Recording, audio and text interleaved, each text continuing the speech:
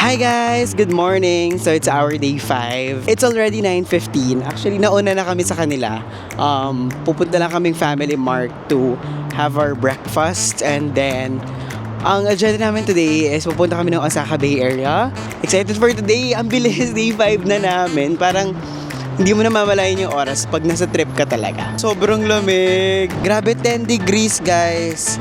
Yung lamig today. Pero kanina nakita namin nung early morning, mga 5 degrees.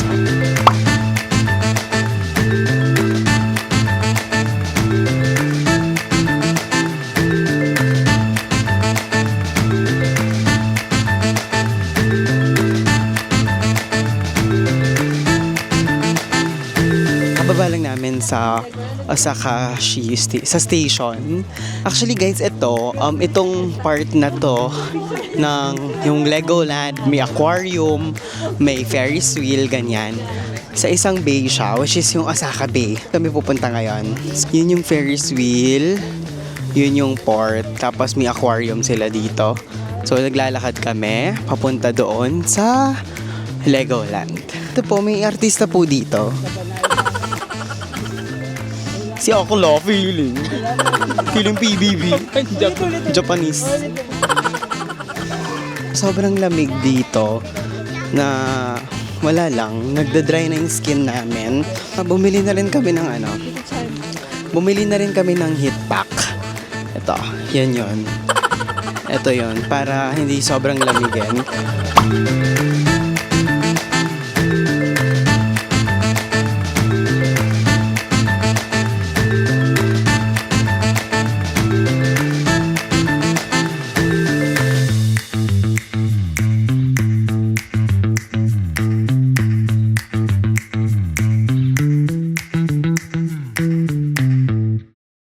So guys, ito ka na nga ang chismis. Hindi kasama yung Legoland sa Osaka Amazing Pass for this spring season. Since maraming tao, tsaka weekend din kasi Saturday today. So hindi kami natuloy sa Legoland. So ang itatry na lang namin is yung Ferris wheel. So eto siya. So, yan.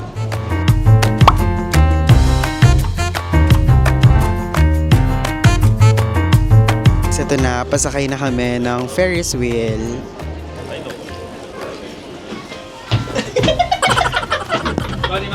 Arigatou gozaimasu. So guys, di na kami nag-see-through kasi mahaba yung pila. Na yun si Shin. Ito yung standard nila na gondola. Hindi siya see-through sa baba. Wow! Oh my gosh!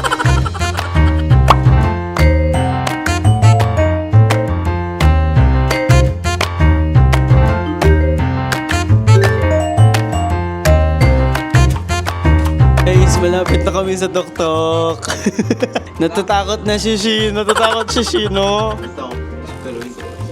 Hoy! Against the light. Ewan ko if nakikita niyo ako. Ito yung view. Ito na yung port nila. Tapos, ayan yung Osaka Bay. Tapos, nakikita din dito yung Universal Studios. Nandun siya. Ayun, no? Ayan, zoom ko siya, guys. Yan. Tapos, itong bridge nila. Ang cute. Parang yung sa Cebu na bridge.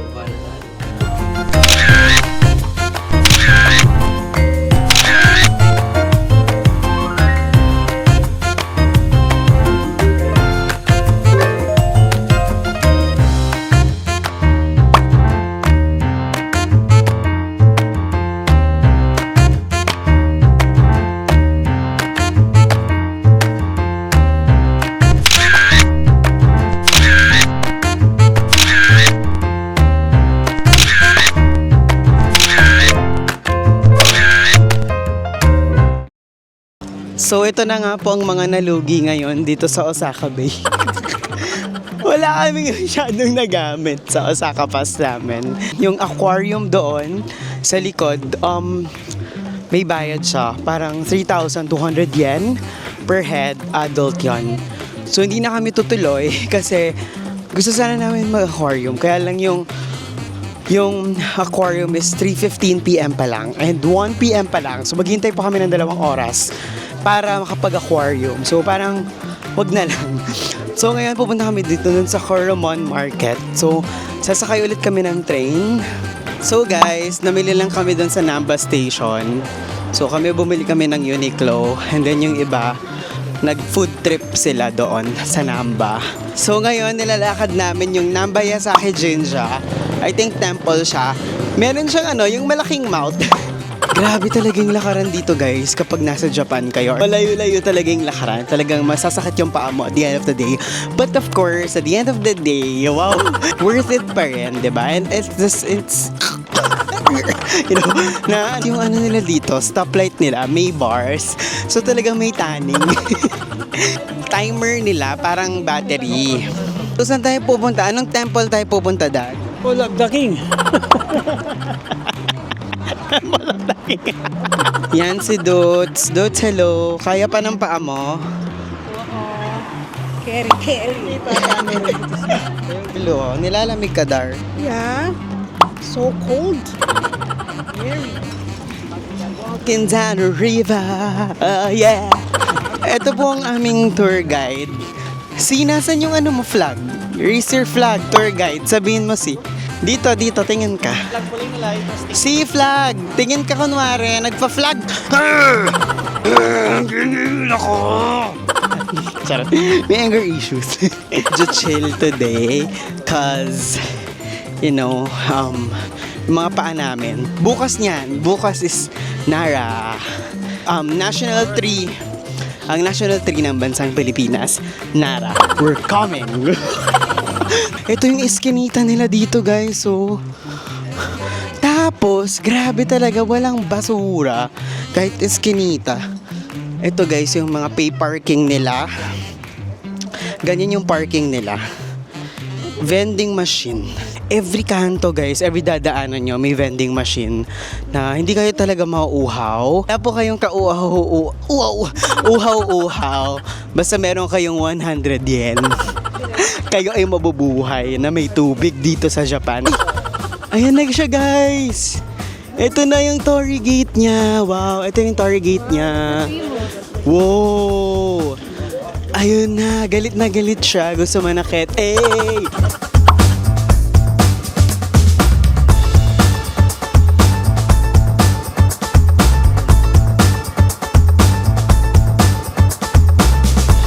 We're here.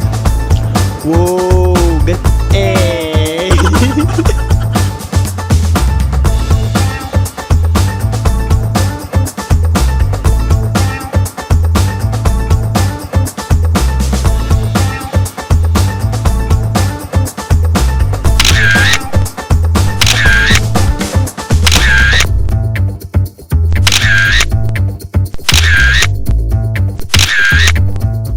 So guys, feeling ko ito yung mga prayer requests nila.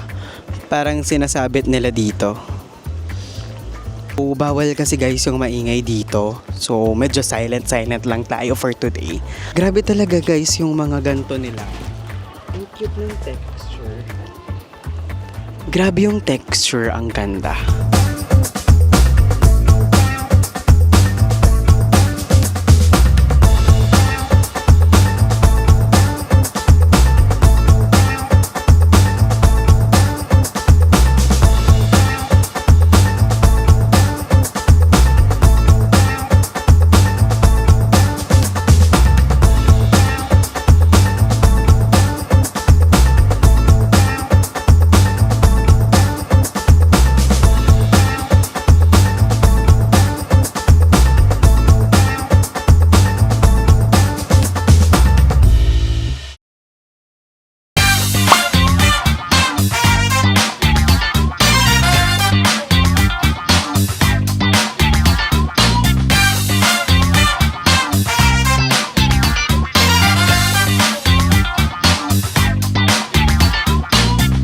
We are here sa Coromon Market, guys. So, ang gagawin namin dito is kakain. I think may mga food dito.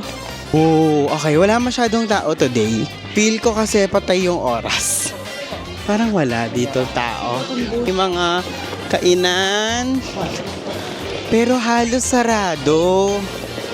Ayan, oh. Sarado yung mga kainan. nandito na kami dun sa maraming stores and medyo konti pa talaga yung tao. Ang daming food trip dito. Food trip and grabe per kilo. Ay, 100 per gram pala. 100 grams.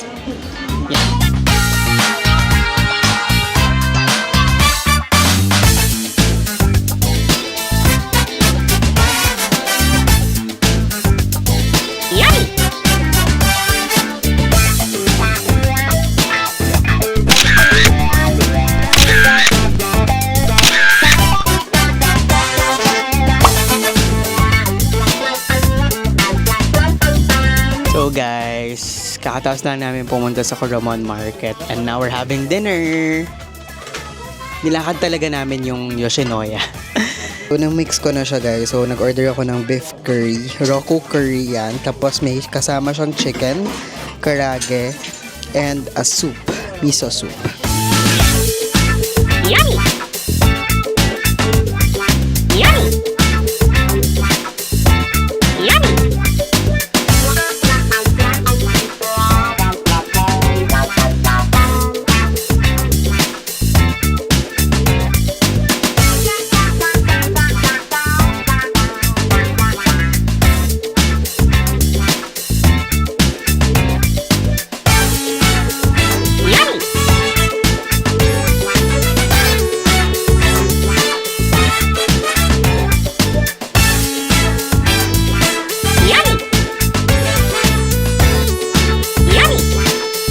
Go! Hello!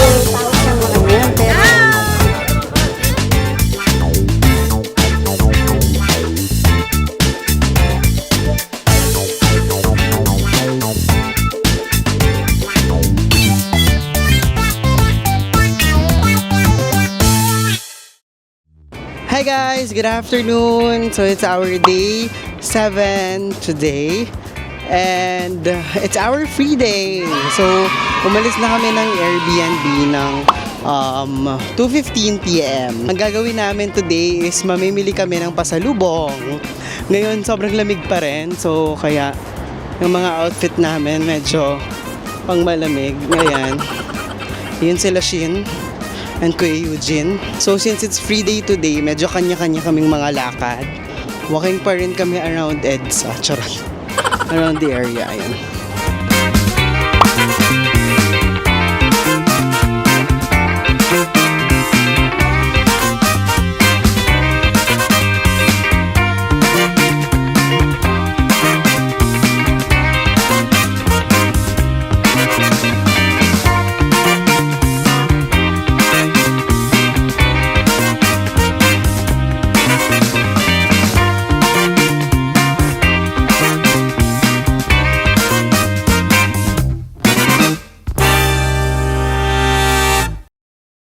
So guys, kakababa lang namin dito sa train station.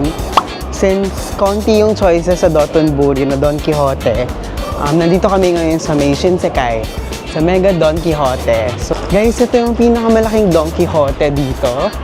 So parang na-search namin, isa siya sa mga Mega Don Quixote. So parang feeling namin, mas marami yung choices. And mas chill yung mga tao. Like, sa Dotonbori part kasi sobrang daming tao. Ayan siya. Mega Donkey. Donkey! Yay! Donkey shopping! Actually guys, medyo wala naman ako super bibilhin. So, tignan natin kung ano yung mura. Tignan natin kung ano yung mga available dito na wala sa ibang stores. Since it's a Mega Donkey. Ayan si Donkey. So, akyat kayo dito guys. I think 3rd floor siya.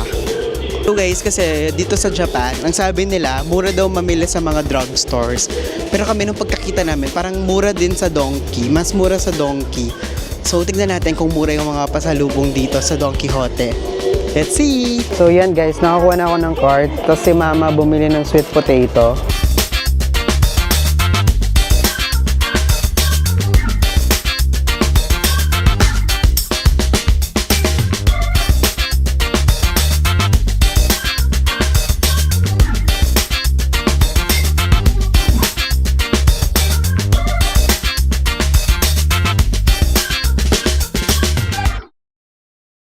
Hi guys, dinner time. Katapos lang namin nag Don Quixote and from Shinsaikai. From Shinsaikai, pumunta kami ng Dotonbori to try yakiniko. Hello. Yan. So isang room kami. Ang ang yakiniko nila, yung kinuha namin is yung may Wagyu beef, 3,636 yen. So pwede kang mag-add ng 1,200 for unlimited alcohol and then 528 for unlimited soft drink naman. Meron din sila mga side dishes. So kumuha kami ng kimchi. Yan, ito yung kimchi. And then meron din silang soup. Tapos, meron ding lumpia and vegetables. Ayan. Tapos nakakaloka. Kasi si ate pala ay Pinay pala. So, yung nag-explain sa amin kanina, English siya ng English. Tapos, Pinay pala siya. So, in the end, nag-Tagalog na lang. So, start na sila kumain. Ay, si mama nagdarasal. Okay, yan. Siyempre, pray before you eat. Ayan. Yan sila. Nandun sila, Kuya Rich. Hello! Wow, ayan guys. So, may flaming effect ang taray. I think worth it naman siya kasi limited siya for 100 minutes. Yan. So, yeah, let's eat!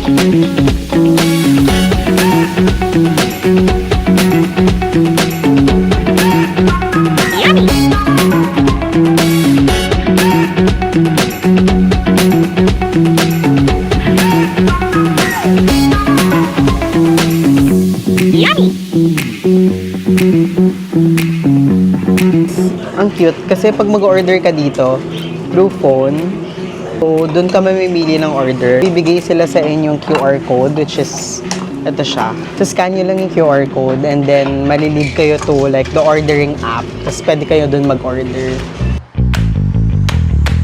Yummy! Yummy!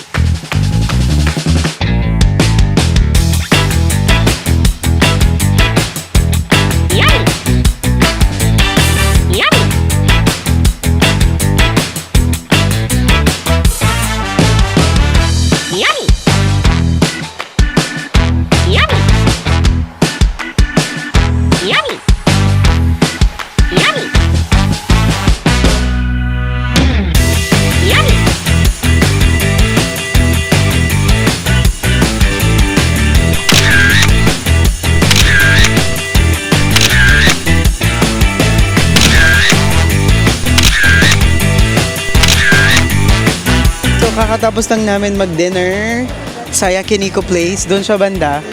So, bumibili sila ng 10 yen cheese coin cause wala na daw nito sa Kyoto. Eh, bukas magko-Kyoto na kami. So, mag-check out na kami sa Airbnb tomorrow morning and then magko-Kyoto kami after. Punta kami Kyoto. Doon na kami mag-stay. And doon na yung the rest of the day namin. Like, we'll spend 4 more days doon sa Kyoto. Grabe, sobrang lamig dito guys. I mean, hindi siya kasing lamig nung mga nakaraang night, pero malamig pa rin siya. Kaya ito po, kasama natin yung highlighter. Highlighter. Ito yung 10 yen cheese coin. Ang haba ng pila. Diba? So, Shin, kumusta naman yung experience mo sa Yakiniko? Hi. Siyempre masarap. Tsaka tender yung yung Wagyu. Number 1. Must try talaga, must try here in Osaka. Worth it naman, masarap yung tubig nila. At ice cream! At ice cream. Sa akin, feeling ko worth it naman siya. 4,000 yen. So parang sa peso, mga 1,500. Yan na. Ganon, mga 1,500, 1,800 peso. So, worth it naman siya. I did. 1 out of 10. 1 out of 10, mga medyo hindi kasi namin siya nasulit, feel ko. Konti lang yung nakadalawang refill lang kami. So, mga 9.5. 9. Ikaw, Tito Rich. Mga siguro, 1 to 10 lang? Walang na 10.5 siguro. Kasi masarap yung tubig. Ikaw, daddy. 9.5. Bakit? Masarap yung yung Wagyu. Yan na. So, ito po si Mother, lamig na lamig. Mother, hello, ma'am? Miam. Miam. Shy Shade na po si Niam. Ikaw, sa tingin mo, igloo, ay, ay, I like 10. 10. Ayan na po si Madam. Nai-stress na siya. Guys, ayan. Yun na yung 10 yan cheese coin. Eh! Bukad ka rin. Eh! Oh, kainin mo yung cheese. Eh! Eh! Eh! Eh! Eh! Eh! Ano, masarap ba? Sarap. Ang 10 yan cheese coin ni ate. Eh! Eh! Eh! Oh my! Ang haba niya. Ayan, kakainin po ni Igloo. Ayan. Sarap. It's good. It's good. Of course. Ano na kami, pasakay na kami ng train station nito and that ends our day. So, tomorrow mag-check out kami sa Airbnb ng 10 a.m. and then mag-Shinkansen rapid train kami or bullet train papuntang Kyoto. So, bye!